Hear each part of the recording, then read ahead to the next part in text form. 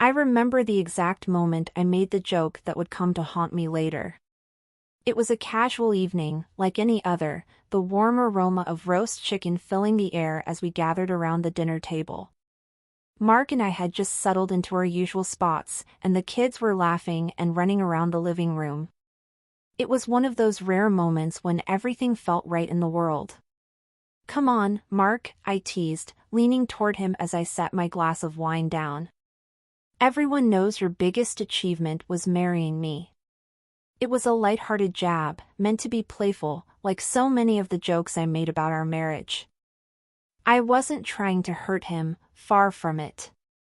We both knew I could be a bit sarcastic, a bit sharp with my humor, but it was never anything serious. At least, that's what I thought. The room erupted with laughter. Our friends and family seemed to agree, their chuckles filling the space between us.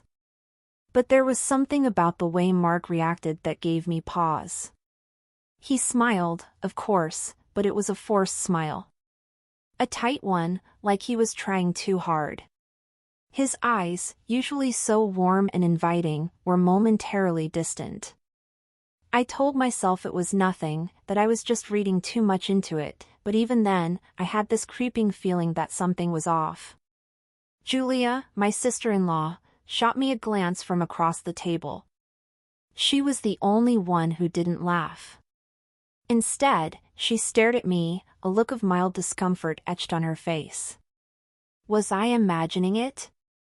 Julia and I had always gotten along, and I had never noticed anything strange about her, but in that moment, she seemed almost too quiet. Too observant. I brushed it off, returning to my usual banter with the others. The evening wore on with the typical mix of chatter and clinking glasses, and Mark and I fell into our usual rhythm, me joking, him smiling but always a little distant. But I couldn't shake the feeling that something had shifted, a subtle change I couldn't quite place. When we finally said our goodbyes to the last guests, Mark's mood had darkened. He was quieter than usual, his movements a little more rigid. I, of course, noticed but didn't address it. I didn't want to ruin the evening by questioning him over something so trivial. He had a long day at work, after all. Maybe he was just tired. The next few days passed in the usual blur of family life. The kids had school events, Mark had work, and I had my own errands to run. Life was busy, but it was routine. Still, the tension I had sensed at the dinner party lingered in the back of my mind, like a cloud that wouldn't go away. I caught myself glancing at Mark more often, watching the way he interacted with me and with everyone else. Was I imagining things, or was there a distance between us that hadn't been there before? His late nights at the office seemed to increase. He used to come home by 6, but now it was closer to 7 or 8. Sometimes, when I called him, his voice had a tightness to it, an edge that wasn't there before. It was subtle at first, easy to ignore, but after a while, I couldn't. One evening, I found myself standing in the hallway, my fingers nervously playing with the hem of my shirt. The kids were already in bed, and I was waiting for Mark to come home. I knew he was in a meeting, but something told me tonight would be different. Maybe it was that nagging feeling that had been building up for days, or maybe it was just my intuition kicking in. When he finally came through the door, I greeted him with a smile, but he barely looked at me. His face was drawn, his eyes tired. He mumbled a greeting, then went straight to the kitchen, grabbing a bottle of water before heading upstairs. I stood there for a moment, my smile fading as I watched him go. Something wasn't right. I could feel it in my bones, a deep, gnawing feeling that I couldn't ignore any longer. But what was it? What had changed between us? That night, as I lay in bed, I couldn't sleep. Mark's side of the bed was cold, and his quiet breathing echoed in the darkness. I tried to push the thoughts from my mind, but they kept coming back. The laughter at the dinner party, his smile that didn't reach his eyes, the late nights, and Julia's strange look. Had I been too harsh in my joke? Was it possible that something I had said, something so innocent, had created a rift between us? I turned over, trying to find a comfortable position, but all I could think about was the tension that had started to creep into our lives. I had always believed in the strength of our relationship, and the love we had built over the years. But now, I wasn't so sure. The next morning, Mark was already gone by the time I woke up. I made breakfast for the kids and tried to push the worry out of my head. But as I went through the motions of the day, I couldn't stop thinking about it. Something was wrong, and I had no idea how to fix it. I didn't even know what was broken in the first place. Later that evening, Mark called to let me know he would be home late again. I tried to hide my frustration, but I couldn't. I wanted to ask him what was going on, to demand answers, but something held me back. Instead, I simply said, "Okay, I'll see you when you get home." As I hung up the phone, I couldn't help but feel the distance between us growing wider. Maybe I had been wrong to make that joke. Maybe I had pushed him too far, said something that hurt him more than I realized. But the more I thought about it, the more I realized it wasn't just the joke. There was something more, something deeper that had shifted between us, and I had no idea how to get it back. And as the days went on, I began to wonder if I ever would. It's strange how a simple shift in the air can make everything feel different, like you've stepped into a room that's supposed to be familiar, but suddenly seems alien. That was how my life started to feel over the next few days. It wasn't just the late nights or the quiet meals, it was the way Mark's presence had become increasingly distant, like he was there physically but mentally miles away. The laughter, the easy conversations, the comfort we once had, it was all slipping through my fingers, and I didn't know how to hold on. I noticed it most when we were alone. When the kids were at school, when the house was quiet, the space between us felt like an ocean. We'd sit in the living room, me with my book, him with his phone, neither of us saying anything. It wasn't uncomfortable at first. It was just the routine. But now, it felt off. His phone was always on silent, and he would frequently step out to take calls, always with a tight-lipped excuse about work. I didn't question him at first. Who would? But after the second week, I began to notice how often he stepped away from me to take those calls, how his demeanor shifted when he came back. He would smile, yes, but it wasn't the same smile. It wasn't ours. The odd thing was, I wasn't angry, not yet. I was curious. I told myself it was probably nothing, just stress from work or something. Mark had always been a private person, but this felt different. I couldn't pinpoint why, but something told me I was losing him in ways I couldn't explain. One night, I was putting away dishes when I heard him talking on the phone in the next room. His voice was quieter than usual, a low murmur, but something in it made my skin prickle. I didn't mean to eavesdrop, but I couldn't help myself. The words came in fragments, but they were enough. "You know I can't keep doing this," he said. "I don't want to hurt her. But I can't stay away." The phone call cut off abruptly, and I felt my heart freeze. I turned around quickly, almost knocking over a glass. My breath came too fast, and I had to steady myself on the counter. Was it possible? Had I heard what I thought I heard? I stood there for a moment, my mind racing, trying to process what I just overheard. What did "I can't stay away" mean? Who was he talking to?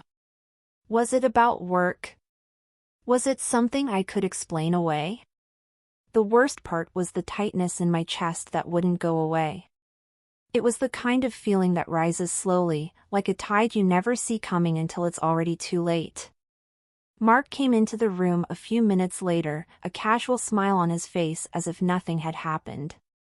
He didn't even seem to notice my stiff posture, my clenched hands. He just kissed me on the cheek and sat down at the table, scrolling through his phone as though we hadn't just been on the edge of some revelation I wasn't ready for.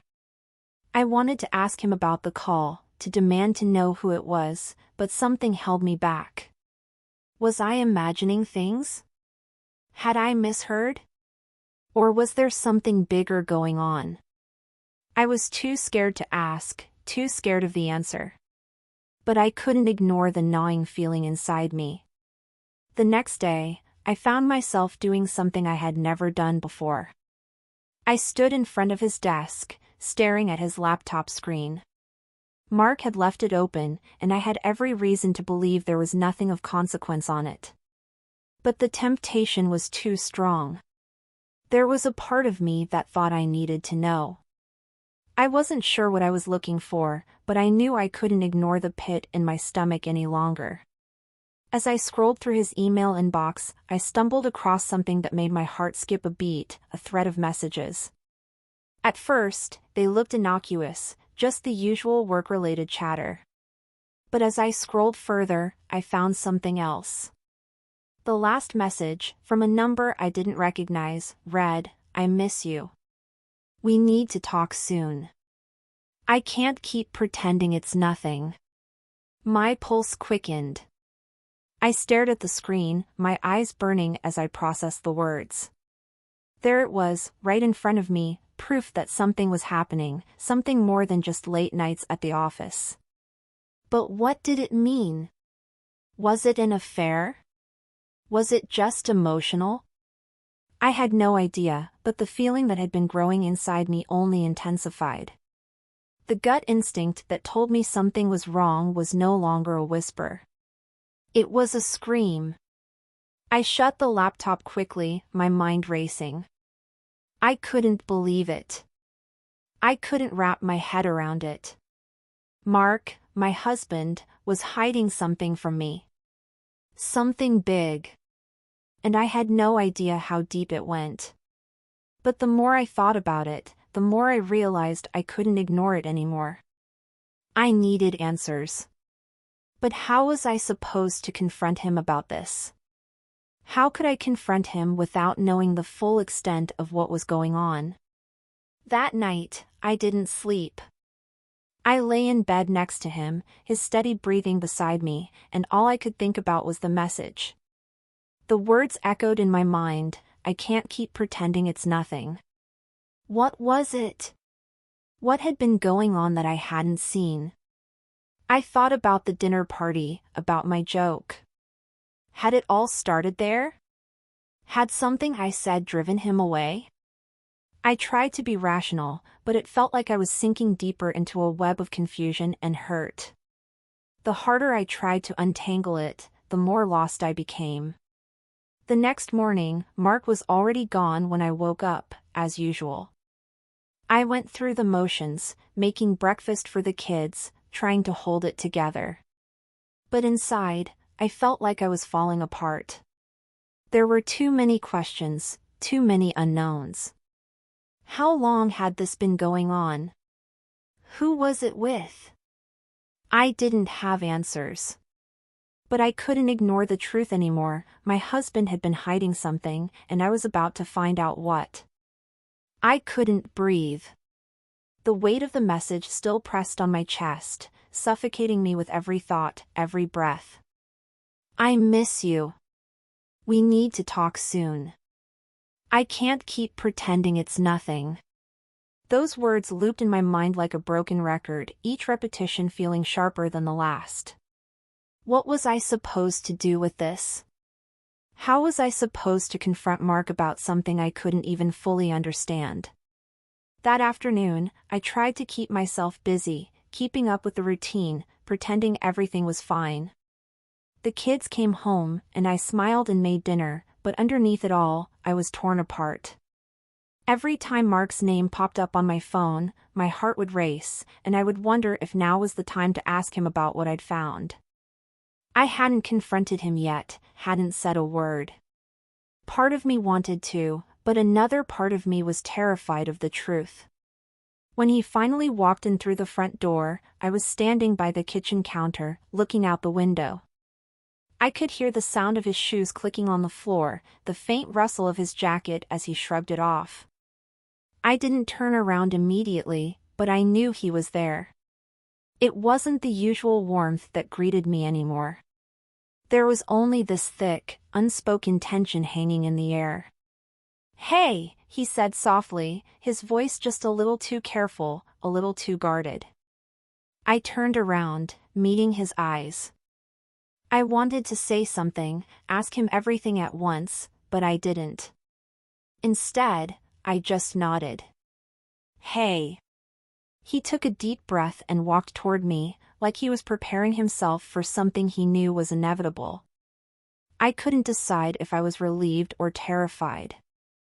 "I was thinking," he started, his words slow, measured. "We should talk." There it was. The opening I had been waiting for. My heart jumped into my throat as the words slipped out of my mouth before I could stop them. "Who were you talking to on the phone last night?" The question came out sharper than I intended, but I couldn't stop it. The words hung in the air, thick and heavy, as his eyes widened slightly. It was like the room went still, like everything around us faded for a moment. "I don't know what you mean," he said, his voice too calm, too composed.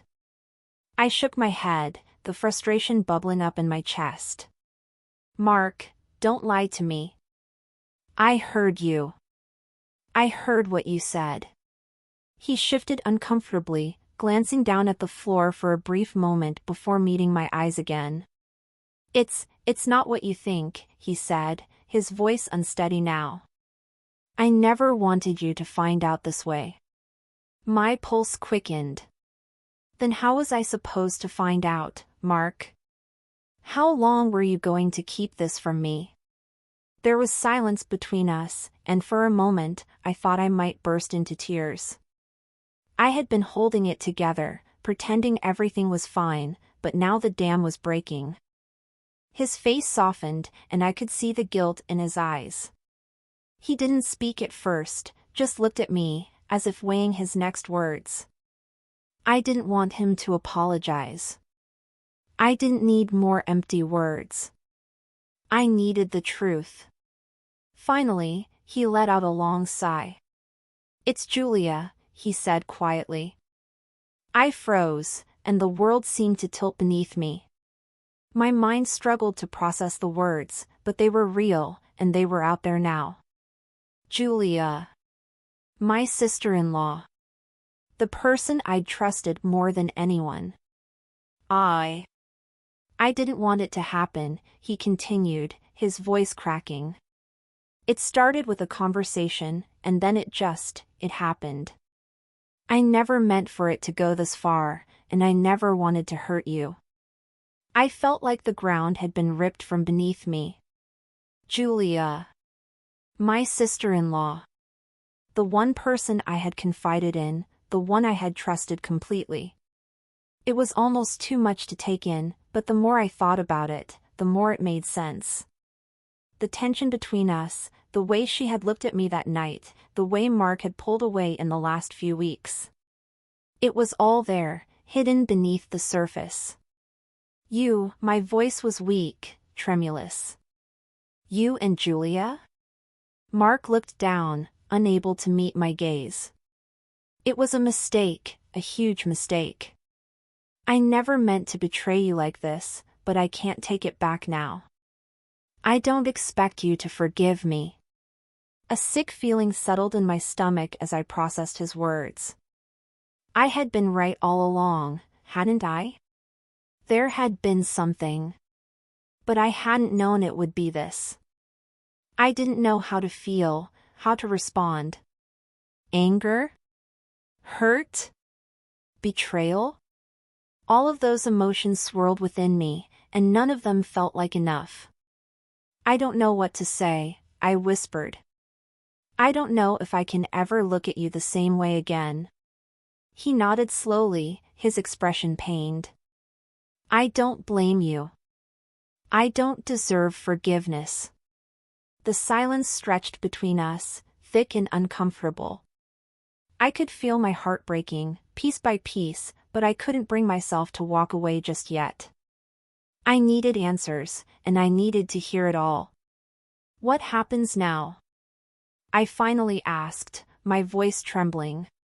What do we do with this? He shook his head, his lips trembling as if he didn't have the answers either. I don't know.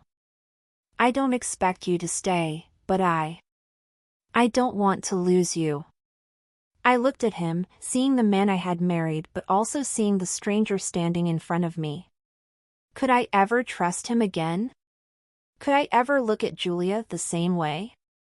The world I had built with Mark, the foundation of our family, was crumbling before my eyes. I didn't know what the future held, but in that moment, I knew I had to make a choice. I couldn't live in the shadow of this betrayal forever. It would eat away at me, destroy me from the inside out. So, I did the only thing I could do. I walked out the door. I didn't know if I was leaving forever, but I needed space. I needed time to think, to figure out if I could ever forgive him or if this was the end of everything. As I stood there on the porch, the cool evening air hitting my face, I thought about my joke from that dinner party. Your biggest achievement was marrying me. Now, I realized how wrong I had been. I was the one who had lost. I was the one who had been blind to everything happening right under my nose. And in that moment, I couldn't help but wonder, would I ever get back what I had lost?